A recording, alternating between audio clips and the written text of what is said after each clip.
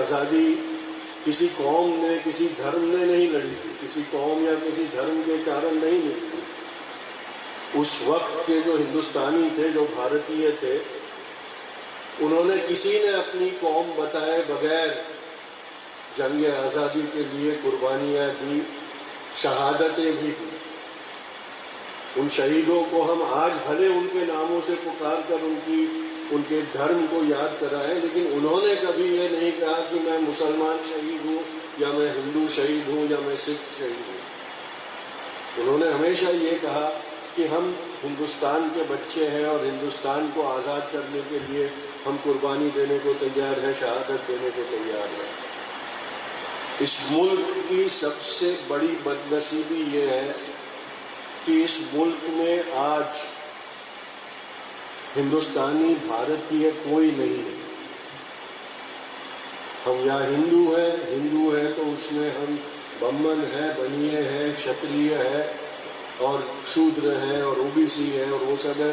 मुसलमान है तो मुसलमान पहले है, क्रिश्चियन है तो क्रिश्चियन पहले है, सिख है तो सिख पहले। हिंदुस्तानी ढूंढने पर भी आज तक मिलता नहीं है कि जो है कि मेरी कोई दूसरी पहचान नहीं है, मैं सिर्फ हिंदुस्तानी हूँ। हमारी खुशनसीबी ये थी कि अंग्रेज़ों के समय में वैसे लोग थे जो ना हिंदू थे, ना मुसलमान थे, ना और कोई धर्म था। उनका सिर्फ एक मकसद था, हिंदुस्तान की आज़ादी। सब लोग बोलते हैं हम सब एक हैं, हम सब एक हैं। हम सब एक नहीं है, हम सब कभी एक हो ही नहीं सकते। एक परिवार में आपको सब लोग एक तरीके दिखते हैं क्या? एक तरीके का सुलूक करने वाले दिखते हैं, एक तरह की आदतें रखने वाले दिखते हैं आपको? वो अलग अलग होते हैं, उनके पहरावे अलग अलग होते हैं, उनकी चलने की, जीने की रस्म अलग अलग होती है, पर परिवार के प्यार का धागा उनको बांध के रखता है और तब परिवार बनता है। मुल्क भी इसी तरह से बनता है। इस तरह से बिखर कर, अलग अलग होकर मुल्क टिक नहीं सकता। और जब हम अलग अलग हैं, हमारे दिल अलग अलग है, तो ये आतताई के लिए बहुत आसान हो जाता है कि हमें और बांटता रहे। अभी वक्त की बात हुई तो मैं ये बताना चाहता हूँ कि मेरे परदादा जब हिंदुस्तान आए और उन्होंने आज़ादी की जंग की बागडोर अपने हाथ में ली, तो उन्होंने ये देखा कि एकता की ज़रूरत है, सबको एक साथ बांधे रखने की ज़रूरत है। क्योंकि 1857 के बाद अंग्रेज़ों ने हिंदू मुसलमानों के बीच में बड़ी खाई बना के रखी थी, अलग अलग रखा था, क्योंकि वो समझ गए थे कि अगर एक हो जाएंगे तो हम यहाँ राज नहीं कर सकेंगे। तब बापू ने ये सोचा कि हम मुसलमानों को ये भरोसा कैसे दे सकते हैं कि वो हम उनके साथ खड़े रहेंगे, उनके मसलों पर भी हम उनके साथ खड़े रहेंगे। तो उन्होंने खिलाफत को अपना सपोर्ट डिक्लेयर किया। सबने कहा कि खिलाफत की बात, खलीफ की बात हिंदुस्तान में क्या मायने रखती है। तब बापू ने एक मिसाल दी थी। उन्होंने कहा था कि जो खलीफ है वो मक्का और मदीना को प्रोटेक्ट करता है, उसकी सेवा वो खलीफ करता है। मुसलमानों को ये कैसे बर्दाश्त हो सके अगर कोई क्रिश्चियन उनके सबसे पवित्र धाम का इजारा अपने हाथ में ले। इसीलिए हमने खिलाफत की लड़ाई हिंदुस्तान में भी लड़नी चाहिए। और उसके बाद, खिलाफत के बाद आज़ादी की जंग में एकता दिखना शुरू हुआ है। इसी तरह हर उनकी जंग में उन्होंने ये कहा। जब दांडी कूच की तो उन्होंने सबसे पहले ये बात की कि अगर मुझे पकड़ा जाता है तो एक मुसलमान को उन्होंने कहा कि वो सरगना बनेंगे और जंग को आगे ले जाएंगे। बापू जब दांडी कूच के रास्ते पे चले तो कुछ ऐसा हुआ कि वो जो गांव में से जा रहे थे वहाँ मुसलमान नहीं रहते थे। तो मुसलमानों में ये बात फैलाई गई कि गांधी आपके गांव में नहीं आ रहा है, आपसे किनारा कर रहा है। कुछ मुसलमानों ने उनको एक आवेदन दिया कि ये क्यों ऐसे क्यों बर्ताव कर रहे हो। जब दांडी कूच का अंत हुआ 5 अप्रैल 1930 को, जब बापू ने दांडी में कदम रखा तो उन्होंने मुसलमान का घर चुना जगात गुजारने के लिए। दूसरे दिन जब नमक उठाकर उन्होंने ऐलान किया कि अंग्रेजों की हम खिलाफत करते हैं, वो मुसलमान के घर में से निकल के बाहर गए। वशी सेठ करके थे। आज भी अगर आप दांडी जाएंगे तो सैफी विला आप देखेंगे जहां स्मारक है दांडी। वक्फ की बात आई इसलिए याद आता है कि वशी सेठ के परिवार ने उस हवेली को सैयदना साहब को दी और सैयदना साहब ने कहा कि ये राष्ट्रीय स्मारक बनना चाहिए, इसीलिए उन्होंने पंडित जवाहरलाल नेहरू को वो दी और कहा कि यहाँ नमक सत्याग्रह का स्मारक आप बनाइए, और आज भी वो स्मारक वहाँ पर है। अब जाइएगा, देखिएगा। मैं ज़्यादा नहीं बोलना चाहता, हम इमाम साहब को सुनना चाहते हैं, इसलिए आखिर में 2 बातें करना चाहता हूँ आपसे। कुछ सालों पहले एक बहुत अहम कोशिश की गई, रिसर्च किया गया, मुसलमान जिन्हें भुला दिया गया उनका आज़ादी के जंग में क्या पार्टिसिपेशन था उसके बारे में। उसके बाद एक किताब छपी है उसकी, the contribution of Muslims in the freedom movement.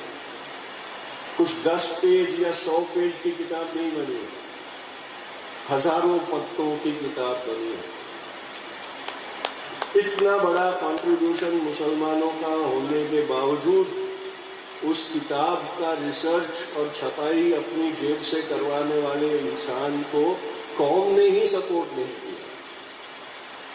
कौम की तरफ से अगर एक एक किताब भी उसके पास से खरीदी जाती तो उसका पूरा खर्चा निकल जाता, लेकिन बदनसीब ये है कि वो किताबें उसी के पास पड़ी रही है। अपनी तारीख के ऊपर जिनको नाज ना हो उनको गलत तारीख सिखाना समझाना बहुत आसान हो जाता है, ये बात याद रखिए। जब बापू नवाखली गए थे, वहां दंगे हुए, वहां शांति और सुकून फैलाने के लिए, तो हर रोज शाम को उनकी प्रार्थना सभा वो मस्जिद के बाहर करते थे। उनसे पूछा गया कि आप मस्जिद के बाहर अपनी प्रार्थना क्यों करते हो, तो उन्होंने कहा कि मैं चाहता हूं कि मुसलमान आए, उनको कहीं ये ना लगे कि ये हिंदू की प्रार्थना है, इसलिए मैं मस्जिद के बाहर प्रार्थना करवाता हूं। उन्होंने तब जो चंद मुसलमान आते थे उनको ये शिकायत की थी कि मेरी बात सबके लिए है, फिर भी मैं देखता हूं कि आप सिर्फ जो मर्द हैं वही आते हैं, पर मेरी बात मैं औरतों तक, माँ बहनों तक भी पहुंचाना चाहता हूं, आप उनको क्यों नहीं लाते। 75 साल के बाद जब भी मैं ऐसे जलसों में जाता हूं तो वही बात मुझे दिखती है कि आज भी यहां देख के ऐसा लगता है कि हमारी बात सिर्फ मुसलमान मर्दों के लिए ही है। ये क्यों है कि आप अपनी माँ बेटियों बहनों को यहाँ नहीं ला सकते। हम ये नहीं कहते कि वो पर्दा ना करें, पर हमारी बात जितनी आपके लिए जरूरी है उतनी ही कौम की माँ बहन बेटियों के लिए भी है। उनको क्यों नहीं सुनने का मौका दिया जाता है। आप पर्दा करिए, आप जनाना साइड रखिए उनके लिए। ये जो इमेज है इस कम्युनिटी की, ये बदलना बहुत जरूरी है, क्योंकि इसी इमेज पर लेकर आपके खिलाफ जो पूरा प्रचार किया जाता है वो हो रहा है। दोस्तों, वक्त की तंगी है तो मैं इशारे का नाय में कुछ बातें आप लोगों के सामने रखूंगा। सतनाम बाबा ने जो शायरी का माहौल बनाया था उसको मैं थोड़ा सा आगे बढ़ाऊं और उसके जरिए से मैं आपको ये 2 सवाल के जवाब देने की कोशिश करूं। पहला सवाल तो ये है कि ये लोग जो बज़ाहिर अलग अलग दिखाई देते हैं, ये कौन लोग हैं और क्यों यहाँ हैं। कैफी ज़की के दो अशार मुलाहिजा फरमाए। हम राहे वफा के रहरो हैं, हम राहे वफा के रहरो हैं, मंजिल ही पे जाकर दम लेंगे। वो संगे गिरा जो हायल है, रास्ते से हटाकर दम लेंगे। आप लोग समझ गए होंगे कि वो संगे गिरा कौन है, जिनको रास्ते से हटाना है। एक और शेर, हर सिमत मचलती किरणों ने अफसोने शबे गम तोड़ दिया। हर सिमत मचलती किरणों ने अफसोने शबे गम तोड़ दिया। अब जाग उठे हैं दीवाने, दुनिया को जगा कर दम देंगे। तो दोस्तों, ये कौन लोग हैं और क्यों यहां आए हैं, इन दोनों सवालों का जवाब इन दो अशार में मौजूद है। देखिए, अदलो इंसाफ इंसानी फितरत की आवाज है। हम में से हर कोई चाहता है कि हमारे साथ इंसाफ किया जाए। कोई नहीं चाहता कि उसके ऊपर जुल्म। तो इस दुनिया की जो अक्सरियत है, जो मेजॉरिटी है, वो अदलो इंसाफ को कायम रखने वाली, अदलो इंसाफ को पसंद करने वाली और अदलो इंसाफ की अलमबरदार है, जो अपनी फितरत की आवाज को सुनती है और उसके मुताबिक अपनी जिंदगी गुजारती है। लेकिन इस दुनिया में एक छोटी सी अकलियत, माइनॉरिटी ऐसी है जो जुल्म और जबर की अलमबरदार है, जो इस दुनिया में जुल्म और जबर की ताकत से अपनी मनमानी करना चाहती है। अब सवाल ये पैदा होता है कि ये जो माइनॉरिटी है, ये जो अकलियत है, ये उस अक्सरियत पे कैसे गालिब हो जाती है जो कि इस दुनिया में अदल और इंसाफ कायम करना चाहती है। दोस्तों, ये जो लोग हैं जुल्म और जबर के अलमबरदार, ये है तो अकलियत में, लेकिन ये एक बहुत बड़ी मेजॉरिटी को, एक बहुत बड़ी अक्सरियत को काटते हैं और बांटते हैं। लोगों के अंदर तफरीक और इम्तियाज पैदा करते हैं। मुख्तलिफ बुनियादों पर लोगों को बांटा जाता है, मुल्क की बुनियाद पर, जबान की बुनियाद पर, नस्ल की बुनियाद पर, रंग की बुनियाद पर, यहां तक के मजहब की बुनियाद पर। मजहब इंसानों को जोड़ने वाली चीज है। हम एक अल्लाह के बंदे हैं, तो इसलिए वो सारे बंदे जो एक खानदान के अफराद हैं, उनको तो एक दूसरे के साथ जुड़ना चाहिए। लेकिन लोग इसकी बुनियाद पर लोगों को बांटते हैं और काटते हैं। इस तरह ये एक छोटी सी अकलियत जो है वो अक्सरियत पर गालिब हो जाती है। दोस्तों, मैं उसी गजल के दो अशार सुना के आप लोगों से इजाजत लूंगा। ज़की कैफी कहते हैं, यानी उस जुल्म और जबर को खत्म करने के लिए और अदल इंसाफ का परचम बुलंद करने के लिए हम रहमत हक के शोलों से गुलजार बनाकर दम देंगे।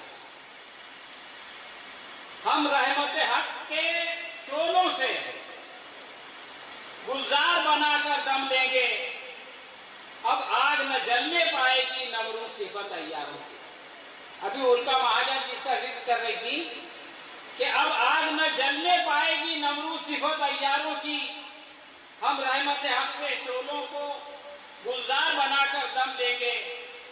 और ये जो लोकसभा का इलेक्शन हुआ है और जो नताइज सामने आए हैं, आप उसको अपने सामने रखें और इस शेर को सुने कि अल्लाह की रहमत से कैफी दम तोड़ चुकी है तारीकी।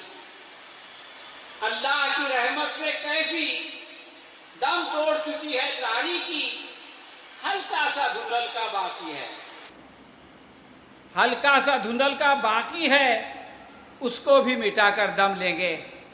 शुक्रिया, जज़ाकल्लाह।